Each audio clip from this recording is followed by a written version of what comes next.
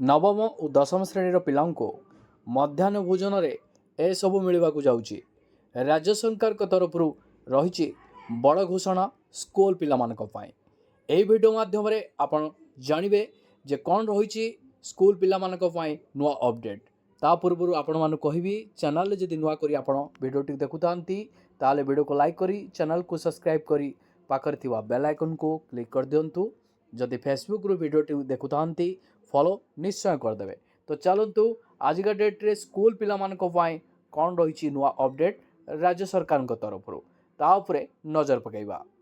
राज्य सरकार एणिकी नवम और दशम श्रेणी पिलांको मध्याह्न भोजन योजना रे सामिल करेंगे।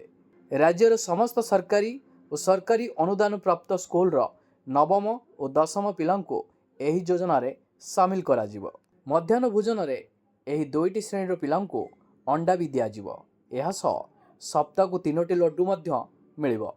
एने गणशिक्षा विभाग पक्षर निर्देशनामा जारी होईची। एथिपाई राज्य सरकार 570.71 कोटी टंका खर्च करेंगे। मुख्यमंत्री पोषण योजना रे बजेट रु यही टंका खर्च हेबो। 2025-26 आर्थिक वर्ष रु यह लागू हेबो। राज्य सरकार निष्पत्ति अनुसार एणिकी पिलांको स्कूल रे 3टी पुष्टिकर लड्डू सह एक अतिरिक्त अंडा मिलिबो। पूर्वरु जारी करिथिबा निर्देशनामा रे परिवर्तन नहीं गणशिक्षा विभाग यही सूचना देइछि। सोमवार बुधवार शुक्रवार पिलांको अंडा दियाजिवो।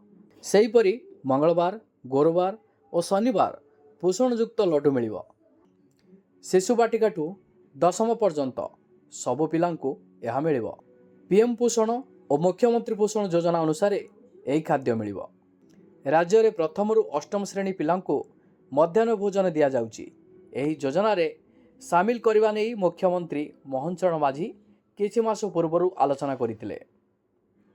सूचना योग्य एवं राज्यर प्रथम रु अष्टम श्रेणी पिलांको मध्याह्न भोजन दिया जाउची। एही योजना रे सामिल करने नहीं मुख्यमंत्री मोहन चरण माझी किछि मास पूर्व आलोचना करथिले। मुख्यमंत्री श्री माझी पूर्व जहाँ आलोचना करथिले ताहा एबे कार्यकारी हेबाकु जाउची। एने स्कूल और गणशिक्षा विभाग पक्षरु मध्य जारी होईची।